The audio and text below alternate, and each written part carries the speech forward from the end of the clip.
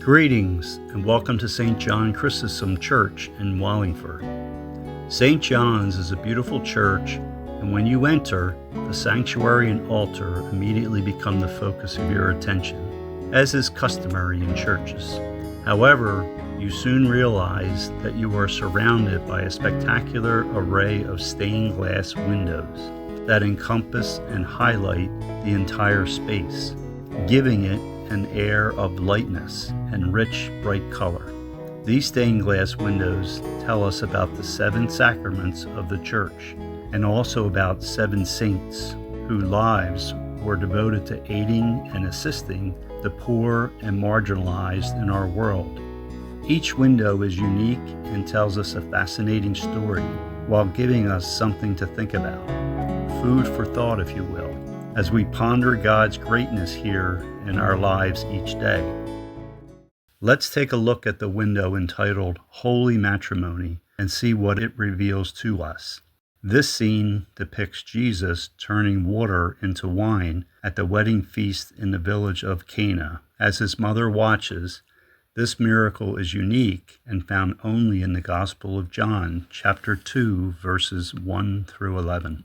The Gospel story tells us, on the 3rd day there was a wedding feast in Cana in Galilee, and the mother of Jesus was there.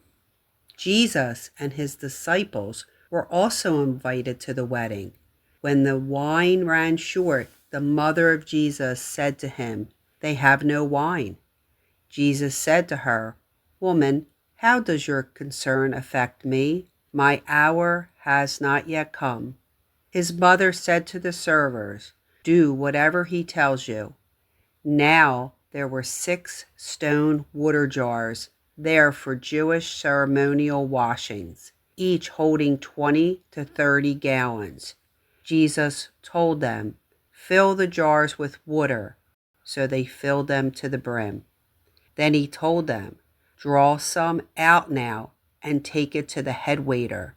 So they took it, and when the head waiter tasted the water that had become wine without knowing where it came from, although the servers had drawn the water new, the head waiter called the bridegroom and said to him, "Everyone serves good wine first, and then, when people have drunk freely, an inferior one. But you have kept the good wine until now." Jesus did this at the beginning of his signs in Cana in Galilee, and so revealed his glory, and his disciples began to believe in him. Now let's take a close look at what we see in the window. Notice our Blessed Mother standing alongside Jesus, watching intently as the server pours water into the jar. John's Gospel does not address her by the name Mary. She is simply referred to as the mother of Jesus, and when Jesus responds to her comment, he says, "Woman, how does your concern affect me?" In the Holy Land during the 1st century, calling a person woman was actually showing that person a sign of great respect and endearment. Jesus loves his mother very much. Can you think of titles that we give our mothers nowadays that might be similar to the term woman? Notice also the 2 stone jars. The Gospel tells us that they each held 20 to 30 gallons. Empty, the stone jars must have been very heavy, and adding that much water to become wine would make each jar weigh nearly 400 pounds. How do you suppose they lifted each of the 6 jars? Wow! And how many glasses of wine do you suppose 20 to 30 gallons would yield, especially since there were 6 stone jars filled to the brim? What a dramatic turn of events. In one moment, they had run out of wine, and in another moment, they had an abundance. Jesus always answers our prayers with an abundance of grace, more than we could ever imagine. Has Jesus ever answered one of your prayers with such abundance? Notice the happy bride and bridegroom sitting at the center of the table, holding each other's hands. We also see the best man next to the bride and the maid of honor next to the bridegroom. The bride and bridegroom are so in love with each other that they are totally unaware of the wine shortage and Jesus' remarkable wedding-saving miracle. But we remember from John's Gospel that the steward didn't know this extraordinary miracle had taken place, and how he remarked to the bridegroom that, "You have kept the good wine until now." Not only did Jesus give them an abundance of wine, he gave them an abundance of the best wine too. Scholars over the years have occasionally referred to Jesus as the good wine or the new wine. What do you suppose that means to us in our lives today?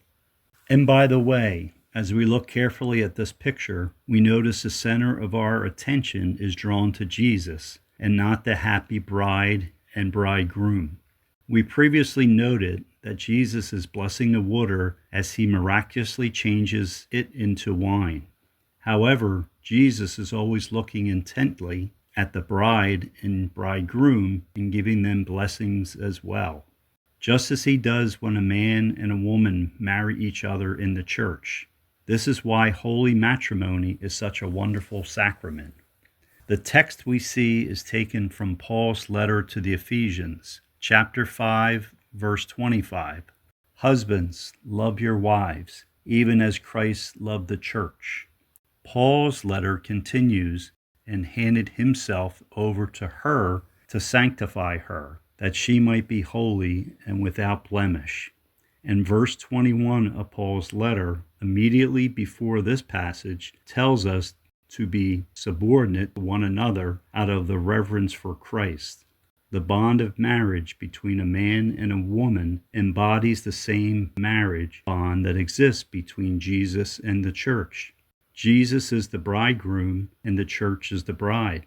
Just as St. Paul tells the husband and wife to be subordinate to each other, so are we, as the church, subordinate to Jesus and he to us. We recall how Jesus gave his life on the cross in total love for us. So do the husband and wife give totally of themselves to love and cherish each other as long as they both shall live. What a great promise to make. Thank you for watching and listening to the story of the sacrament of Holy Matrimony as depicted in this stained glass window. Next time you come to St. John's, stop over and take a look at it and see if you don't notice something new in it, something nobody else ever saw before, something you can share with your family and friends. God bless you.